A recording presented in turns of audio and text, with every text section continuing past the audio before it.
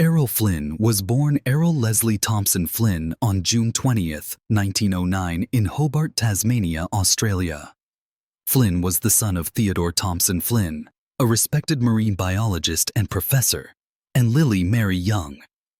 From an early age, he showed little inclination toward discipline or conventional paths, instead displaying a restless spirit and appetite for adventure that would define both his personal life and his career. Expelled from several schools for misbehavior, Flynn embodied rebellion long before it became part of his public persona. Before Hollywood discovered him, Flynn lived a life that already sounded like a movie script. As a young man, he worked variously as a sailor, miner, boxer, and plantation overseer in Papua New Guinea, experiences that toughened him physically and sharpened the rugged charm that later captivated audiences. His first brush with acting came in Australia, where he appeared in the low-budget film In the Wake of the Bounty, 1933, playing Fletcher Christian. Though rough around the edges, Flynn's natural screen presence was undeniable, and it soon drew the attention of Warner Brothers, who brought him to Hollywood. Flynn's rise to stardom was meteoric. In 1935, he appeared in Captain Blood, a film that would transform him overnight into an international sensation.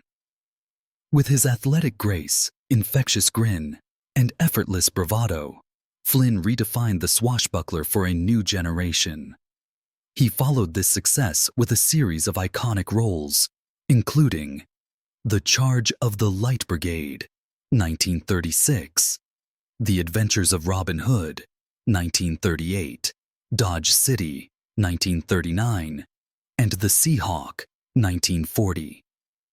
These films cemented his image as the quintessential heroic adventurer, bold, romantic, honorable, and irresistibly charming. His pairing with actress Olivia de Havilland became one of Hollywood's most beloved screen partnerships, marked by warmth, wit, and a sense of mutual respect that translated beautifully on screen. Yet, Errol Flynn was far more than a sword-wielding romantic lead. He was a capable and sometimes underrated actor who longed to be taken seriously beyond his matinee idol image.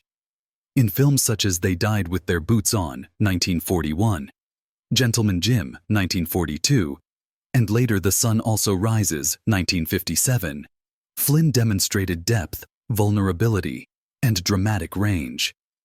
He also surprised critics with his performance in That Forsyte Woman, 1949, proving he could transcend the action hero mold when given the opportunity. Off-screen, Flynn lived just as intensely as he performed. His personal life was famously chaotic, marked by multiple marriages and a reputation for excess. His adventurous lifestyle and disregard for moderation took a visible toll on his health and career. Legal troubles and public controversies further complicated his image, often overshadowing his artistic achievements. Despite these struggles, Flynn remained a charismatic and compelling figure to the end. In the 1950s, as Hollywood's golden age waned and his health deteriorated, he continued to work, often in independent films and international productions. His later performances carried a sense of weariness and introspection that lent them a haunting authenticity. Flynn himself seemed aware that his legend was inseparable from his flaws, once remarking with characteristic candor that he had lived life at full speed, regardless of the consequences. Over the course of his life, Flynn was married 3 times, and each marriage reflected a different chapter in his tumultuous journey, marked by romance, glamour, and heartbreak.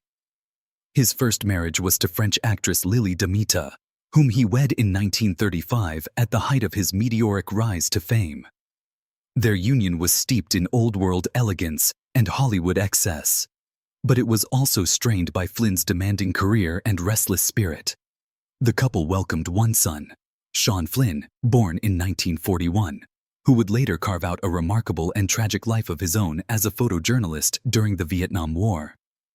Despite the love they once shared, Flynn and Demita divorced in 1942, bringing an end to a relationship that had been closely followed by the press. Just a year later, Flynn married Nora Eddington, a bright and vivacious actress who became his second wife in 1943. Their marriage produced 2 daughters, Deirdre, born in 1945, and Rory, born in 1947. For a time, Flynn appeared to be settling into domestic life, balancing fatherhood with his ongoing film career. However, the pressures of fame, personal excesses, and an increasingly chaotic lifestyle took their toll. The marriage ultimately ended in divorce in 1949, another chapter closing in Flynn's complicated personal history. In 1950, Flynn married for the third and final time, choosing actress Patrice Wymore as his partner. This marriage lasted until Flynn's untimely death in 1959 and produced one daughter, Arnella Roma Flynn, born in 1953. Though plagued by Flynn's declining health and mounting personal struggles, the relationship endured through the final years of his life, offering a glimpse of stability amid the turmoil that surrounded him. Flynn's legacy did not end with his own generation. Through his daughter Rory, he became the maternal grandfather of actor Sean Flynn, who later gained fame starring in the popular television series Zoey 101. In this way, Errol Flynn's influence stretched far beyond his own screen career, continuing through his children and grandchildren. A reminder that behind the legendary image of the dashing Hollywood rogue was a complex family man whose story still resonates decades after his death. In the shadow-soaked corridors of Golden Age Hollywood, few stars embodied masculine bravado as completely as Errol Flynn. Swashbuckling, reckless, and defiantly charismatic, Flynn projected an image studios eagerly sold to the public, the ultimate ladies' man. Yet behind that carefully engineered myth lay a far more complicated emotional world, one shaped by secrecy, survival, and a studio system that demanded rigid conformity. Among the most enduring whispers surrounding Flynn's private life is his rumored romantic connection with fellow MGM star Robert Taylor. At the time, such a relationship, if acknowledged, would have ended both men's careers. Hollywood in the 1930s and 1940s was governed by morality clauses, studio surveillance, and an unspoken but brutally enforced rule: queerness must never be visible. Flynn himself, in later reflections, reportedly spoke with weary irony about the life he was expected to perform. "They didn't want a man," he is said to have remarked. "They wanted a legend, one that never contradicted itself." Robert Taylor, groomed by MGM as the embodiment of refined masculinity, faced similar pressures. The studio arranged relationships, marriages, and publicity appearances to reinforce his heterosexual image. Any deviation, even a rumor, was treated as a threat to millions of dollars in box office revenue. Within that environment, emotional intimacy between two men could exist only in silence. Flynn understood this bargain well. "You learned early what could be spoken and what could only be lived," he reflected. Hollywood wasn't interested in truth, it was interested in consistency. If Flynn and Taylor did share a private relationship, discretion was not merely preference, it was protection.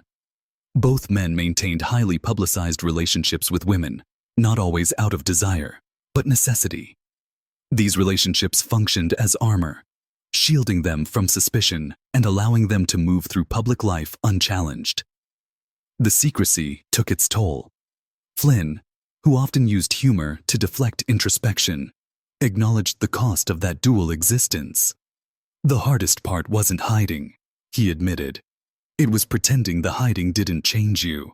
What modern audiences must understand is that this was not hypocrisy. It was survival. In an era when careers, contracts, and even freedom could be lost overnight, silence was often the only option. The studio system rewarded obedience and punished honesty. By the time cultural attitudes began to shift decades later, Flynn was long gone, his public image frozen in celluloid. Yet, the reevaluation of Hollywood history allows room for nuance. At last, the idea that Flynn's life contained emotional complexities beyond the official narrative does not diminish his legend. It deepens it. As Flynn himself once summarized with characteristic bluntness, "I lived the life they needed me to live. The rest belonged to me." Today, That quiet truth speaks louder than the myths ever did. By the autumn of 1959, the dazzling life Errol Flynn had once lived, marked by swashbuckling heroics on screen and a reckless appetite for pleasure off it, had narrowed to a grim reckoning with debt, failing health, and fading fortune. Once one of Hollywood's most bankable stars, Flynn now found himself struggling to stay afloat financially, so desperate that on October 9th, he boarded a flight to Vancouver, British Columbia, hoping to negotiate the lease of his beloved yacht, Zeka. The vessel, long a symbol of his romantic wandering spirit, had become less a luxury than a financial lifeline. The man he hoped would save him was businessman George Caldo. Accompanying Flynn on the trip was 17-year-old actress Beverly Adland, whose presence would later add a haunting layer of controversy and tragedy to the final days of Flynn's life. What began as a routine business trip quickly took a darker turn. On October 14th, as Caldo drove Flynn and Adland toward the airport for their return flight to Los Angeles, Flynn suddenly began complaining of intense pain radiating through his back and down his legs. The discomfort was severe enough to alarm those with him.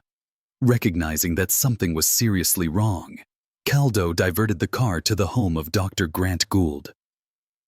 Flynn, once known for bounding across sets with athletic ease, now struggled visibly just to climb the stairs of the building, an unsettling sight for a man whose public image had been built on vigor and physical bravado. Dr. Gould examined Flynn and concluded that the pain was likely the result of degenerative disc disease and spinal osteoarthritis, ailments consistent with Flynn's age and hard-living past. To ease the suffering, Gould administered an intravenous injection of 50 milligrams of Demerol. As the medication began to take effect and the pain subsided, Flynn relaxed, his voice growing animated. In a poignant, almost cinematic moment, he began reminiscing at length about his past, his adventures, his triumphs, his life lived at full throttle. Those present listened as the once mythic star drifted backward through memory, revisiting the very experiences that had made him famous and infamous. Notably, when offered a drink, Flynn refused, an uncharacteristic act for a man whose excesses were legendary, and one that now reads like a quiet, tragic footnote to his final hours. Afterward, Dr. Gould massaged Flynn's legs in the bedroom of the apartment and advised him to lie down and rest before continuing to the airport. Flynn reportedly said he felt ever so much better, words that would soon take on a heartbreaking irony. Roughly 20 minutes later, Beverly Adland went to check on him. Instead of finding Flynn resting, she found him unresponsive. Panic followed. Dr. Gould immediately attempted emergency medical treatment, and Flynn was rushed by ambulance to Vancouver General Hospital. Despite the speed of the response and the efforts of medical staff, Errol Flynn never regained consciousness. He was pronounced dead later that evening at just 50 years old. The official findings painted a sobering picture of a body worn down by years of strain. The coroner's report and death certificate listed the cause of death as a myocardial infarction, commonly known as a heart attack, brought on by coronary thrombosis and coronary atherosclerosis. Contributing factors included fatty degeneration of the liver and partial cirrhosis, conditions severe enough to be formally noted. In the aftermath of his death, it was also reported that Flynn had previously undergone treatment for genital warts, a detail that underscored the extent to which his health had quietly deteriorated behind the glamorous facade. Errol Flynn's death marked the end of one of Hollywood's most flamboyant and turbulent lives. He left behind a son, 2 daughters, and both of his parents, along with a legacy that remains as complex as it is captivating. Once the embodiment of cinematic adventure and masculine charm, Flynn died far from the spotlight, undone not by a single dramatic event, but by years of excess, exhaustion, and decline. His final journey, meant to rescue a failing fortune, instead became the closing chapter of a legend whose life burned brilliantly and briefly against the golden age of Hollywood.